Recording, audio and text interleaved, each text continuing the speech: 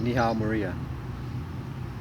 Namaste, assalamu alaikum, shalom, mir, buenos dias, ni hao, Mesiche Kwawa, welcome, what up though?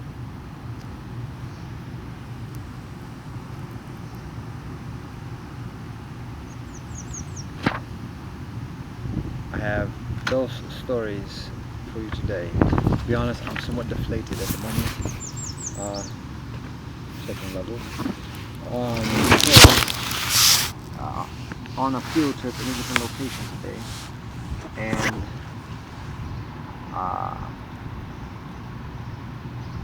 some setbacks in terms of getting things done. So, some of the tasks that are set for me for today. So that's somewhat deflating. You deal with it. It's not a big deal, but deal with it. And that includes also bringing one of the stories that I was planning to share on running a race. You mentioned your affinity towards running, so this story is about rabbit and turtle, and it's a little bit different than the commonly known one on this land. The story comes from Seminole tradition, which is part of my heritage. It is my ancestry.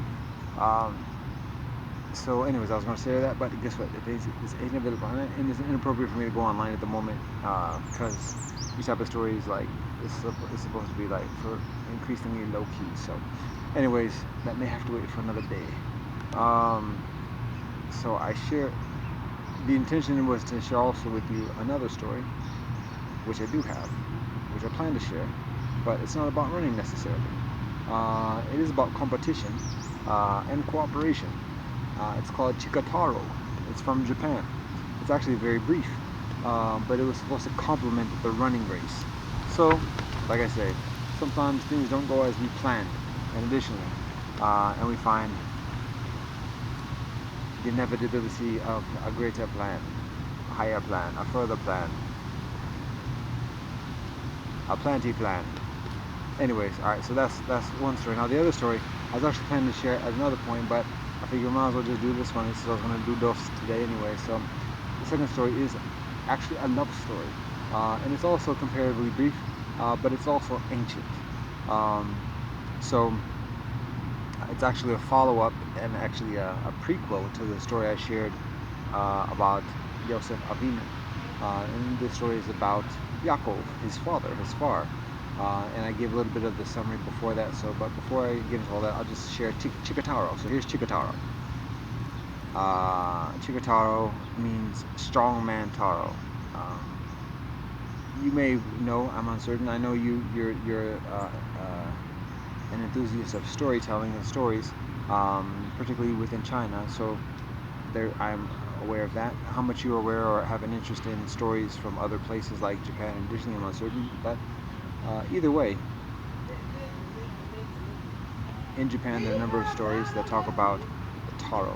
There's Chikataro, there's Momotaro, and additionally, so these tend to feature a young boy, a young man, who goes through these fantastic adventures with the wind at his back, and sometimes in his face too. Anyway, so this is one of those stories, and all this preliminary talk is actually going to be longer than the actual story, because this is actually, I'm reading a synopsis of the story, of the book of the story. So here it is. Here we go. Chikataro, strongman Taro from Japan. Once upon a time, a poor elderly couple were taking their first bath in a long while. Off came all the dirt in heaps and heaps. The couple shaped the dirt into a little doll they called Kombi Taro. Kombi meaning grime, and raised it with loving affection. Kombi Taro ate and grew to be a strapping young fellow. Renaming himself Chikataro, strongman Taro, he sets off into the world to see what benevolence he might do, carrying a hefty iron club in one hand as he thunders down the trail. Stomp, stomp, thump, stomp, stomp, thump. Along the way he is challenged by two other powerful men, one carrying an entire chapel on his back and another rolling a huge stone. When he beats them, they are so impressed by his strength that they decide to join him on his travels. The companions soon come to a large town where not a soul is in sight, except for the wealthiest man's daughter, who is weeping in front of her house. Learning that an evil monster has been terrorizing the neighborhood, the three men do battle to chase it away. Chikataro marries the rich man's daughter. The other two find brides as well, and they call the old couple to come live with them happily ever after. Right? That is the story. So, the one thing I like about this joint is that me being the peace dude that I am, still can be righteous, still am righteous, and can be self-defending. And so along those lines, what I appreciate about this joint is that when the cats encounter him on the trail, and it comes to like an altercation or whatever, and he wins. It's not a matter of like conquering and conquest and enslavement and this and that. It's like it's a matter of respect. I'm like, all right, cool, let's roll. And I think in life, when we're younger and increasingly flexible, like these trees that are bending with the wind and the newfound leaves, that when we're younger and increasingly flexible, we have the propensity for compromise, and we have the propensity for recognizing like the talents and skills within those around us. And so when we are defeated, we learn the lesson. When we're humble to accept the lesson, then we're increasingly we have an increased propensity towards cooperation. Be like, all right, so let's team up. And I think as adults, when we get responsibility, we become recognize that it's necessary to be rooted, like the roots of these trees ain't moving too tough amidst the wind. And so amidst that, we have that susceptibility of becoming rigid and inflexible, like Lao Tzu teaches, warns us about. So in that inflexibility, there's less propensity for compromise, and it's an increasingly matter like all or nothing type of a situation. So what's nice to see is the examples, particularly amongst adults, amongst men, where when there's a competition, and even before competition, there's just respect and a cooperation that transcends whatever competition is perceived or is experienced. So that's what I appreciate in this story of Chikataro, is that like one second the cats are at each other, and then the next second they're like, respect, let's roll, and then get down to the next one. So that's Chikataro. Now that's this story. The next story I am conjuring from the archives, which means on the Digiti TDTV. All right, just on the computer. So this one I mentioned. Again, this is backstory, and this is actually comparatively brief as well, way briefer than the previous story I shared from the Torah. So I mentioned Yosef, who is betrayed by his brother, sold into slavery, goes to Mitzrayim, Egypt, and rises through the ranks and prepares things to receive his father and his brothers when there's a famine in the land. So that's the story of Yosef. And he's the favorite one of his son. That's why his brothers are jealous of him. And he's the favorite one because he's the eldest son of his father's beloved wife, amidst his multiple wives. So anyways, that's the story of Yosef Avinu. So this story is a portion, a segment of the story of Yaakov, his father, otherwise known as Jacob, otherwise known as Israel. So like I said, this is only a portion, so I'm giving some context to what this segment of the story is. Yaakov is actually the younger son of Yaakov is the younger son of Yitzhak, his father, who's otherwise known as Isaac. And so Isaac, guess what? Yaakov is not the favorite of Yitzhak. His brother Esau is Yitzhak's favorite. Esau is the elder. Esau is a man of the field. He hunts animals. He brings it home, and I'm a man. Whereas Yaakov is a tender lad, He likes to study. He stays in the tents, and he's his Moor's favorite. His mother loves him further, and so now at some point Yitzhak becomes elderly. I mean, he's on his deathbed, and he's getting ready to go on, and so he's recognized, okay, it's time for me to provide my blessings to my progeny. So he's planning to give it to Esau. So he tells Esau to go out into the field, get him some of those animals that he kills that Yitzhak likes to eat. And so in doing that, then Yitzhak will give Esau the blessings of his riches and his inheritance and everything else like that. And so Rivka, his wife, overhears Yitzhak tell this to Esau. And so Rivka sneaks back to where Yaakov is, her son, her favorite son. He's in the tent, and she sneaks up to him and is like, yo, your father's about to give the blessing away. Quick, do what I tell you. I'll go get a lamb. I'll fix it up the way your father likes it. Go feed it to him and pretend that you're Esau. Because Yitzhak's eyes, his eyes are dim. He's nearly blind. He can hardly tell.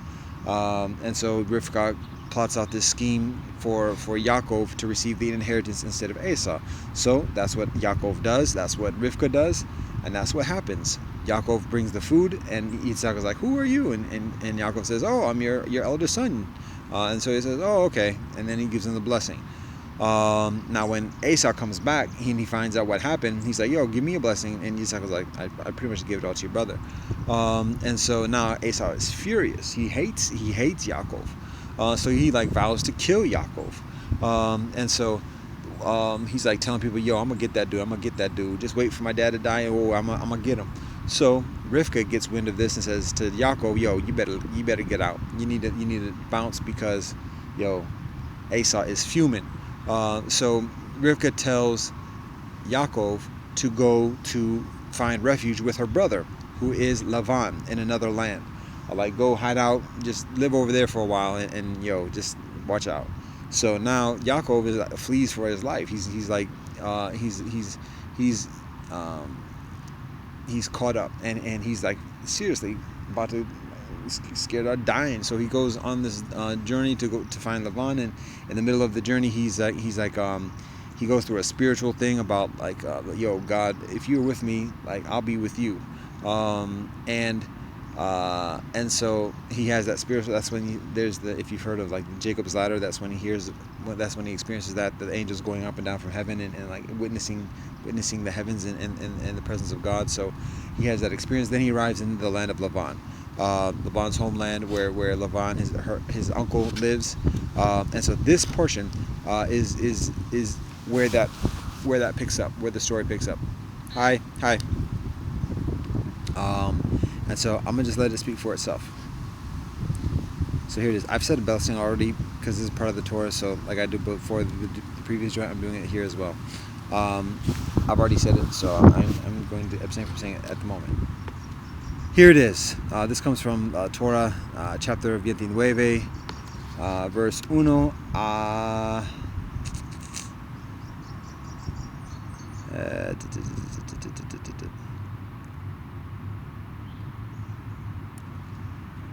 I have to scroll down a little bit.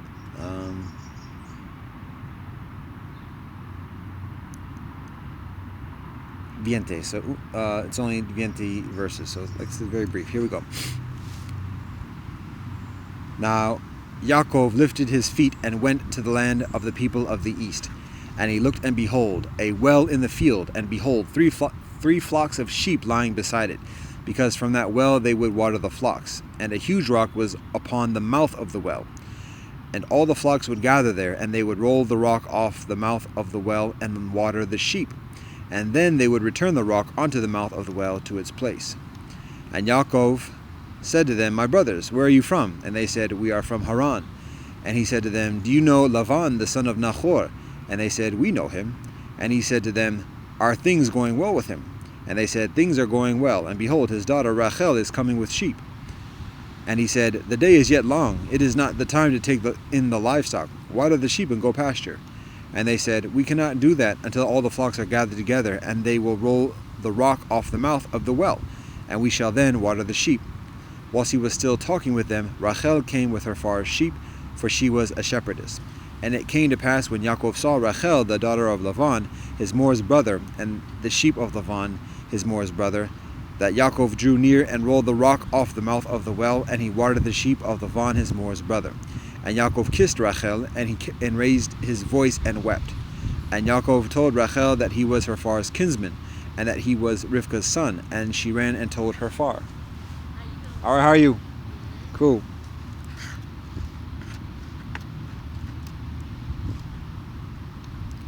Now it came to pass when Lavan heard the report of Yaakov, his sister's son, that he ran towards him, and he embraced him, and he kissed him, and he brought him into his house. He told Lavan all these happenings. And Lavan said to him, Indeed, you are my bone and my flesh. And so he stayed with him a full month. And Lavan said to Yaakov, Because you are my kinsman, should you work for me gratis? Tell me what your wages shall be. Now Lavan had 2 daughters. The name of the elder was Leah, and the name of the younger was Rachel. Leah's eyes were tender, but Rachel had beautiful features and a beautiful complexion. And Yaakov loved Rachel, and he said, I will work for you 7 years for Rachel, your younger daughter. And Laban said, It is better that I give her to you than I should give her to another man. Stay with me. So Yaakov worked for Rachel 7 years, but they appeared to him like a few days because of his love for her. That's the story. Well, that's a snippet of the story. So the significance, like I said, Yaakov goes through this life-threatening kind of scenario, then through this existential angst and crisis, and he finally arrives in the homeland of his relatives, Lavan, his uncle, where his Moor is from, where Rivka is from. So all right. So now he's feeling like he's arrived, like he's found refuge. He's found a peace. He sees the people watering their flock. He's like, do you know Lavan? They're like, yeah. He's like, all right, cool, confirmation. Like I'm in the right spot. And then they say, and here comes his daughter. And so when the daughter comes, now it's like love at first sight. He sees her, he's like, now it's first cousins. Like today we say what, but back in the day, like, and even today, like first cousins, that's not even just like available or like possible. It's like that was actually favorable, like brothers marrying their children to each other. So anyways, but so he sees his cousin and she's beautiful, and he falls in love immediately. So he's like, after all that weakness and malaise and confusion and wandering, like now he's strengthened by his affection for her, and so he's so strengthened. Like he moves the rock off the mouth of the well by himself. Like the rock was there to like keep all the other people away from anybody who's walking by or whatever. Like, yo, you can't get this water because this rock is heavy, and it requires a lot of cats to do it together. And so it's only removed when all the shepherds come together and move it together, so that it's available for the sheep, and additionally, and then it's put back on so that the water stays there. That's how valuable precious water is. And water, again, is a symbol through the Torah and life and earth about femininity and flexibility and nourishment and like the sustenance of life. So Yaakov is invigorated. He's enlivened he's awakened by his affection and love for Rachel. And Lavan, his uncle, does what's customary, the routine of hospitality. Oh, your kinfolk, you're my sister's son. Yo, come stay with me. Chill out. And so that's what he does. He stays there for a while. He's like, yo, you've been here for a while, but if you're gonna stay here, like I know you got some heat where you're coming from. You stay here, like you've been doing the chores and everything else, because that's what's done. It's not just freeloading of like chilling out and reading books or whatever else. It's like, yo, we gotta work because this is what life is about. So in that month that Yaakov is there, he's like doing the work in the house. And so Lavan's like, yo, you've been here for a while, you're doing this work, I should pay you. Like that's like what the righteous do. So Lavan's like, tell me what you want. And so Yaakov's like, yo, I want to marry your daughter.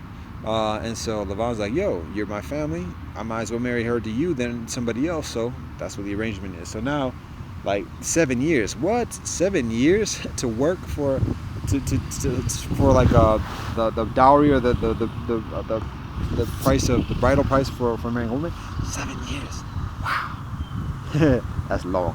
But for Yaakov, he's like, yo, it's simple. And they say, as the Torah says, and they seem like 7 days because it was joy recognizing the purpose within it as well. So anyways, that's the story. Now, the spiel, that was not even the spiel. That's just like the explanation. The spiel that I had in mind for today is actually about running. But it's less applicable because the story that I share ain't too much about running. Although, yeah, Yaakov does some running.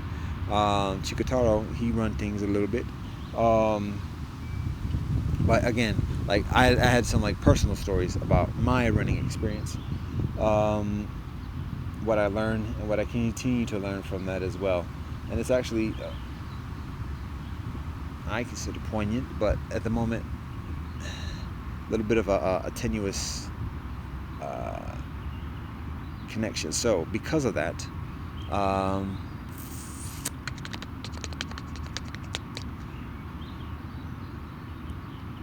yeah,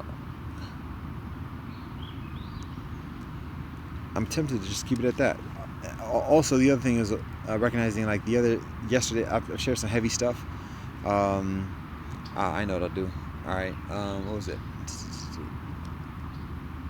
I shared some heavy stuff, and so I was being mindful of that.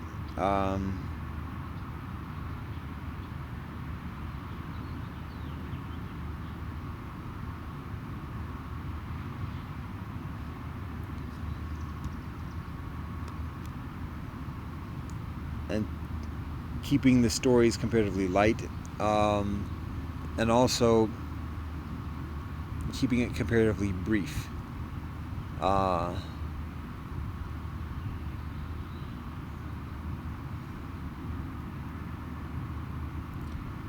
There's a song that I was thinking about.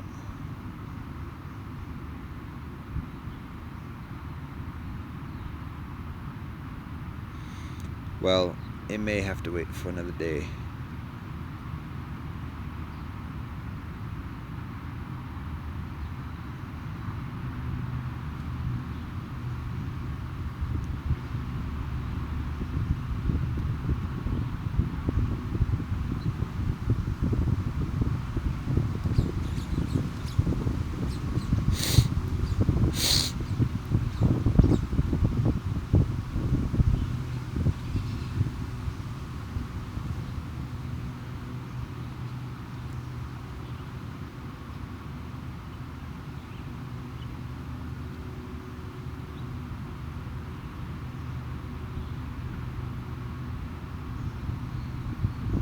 There's something I was thinking about earlier today, a song I was thinking about. For the moment, it escapes me, so I have to proceed accordingly. Thus, it is. Namaste, assalamu alaikum, shalom. Mir, zaijian, adios, tejakuis, esapinas, mudwo, kele ufem, one love and peace, happiness and liberation. Blessings to you and your family.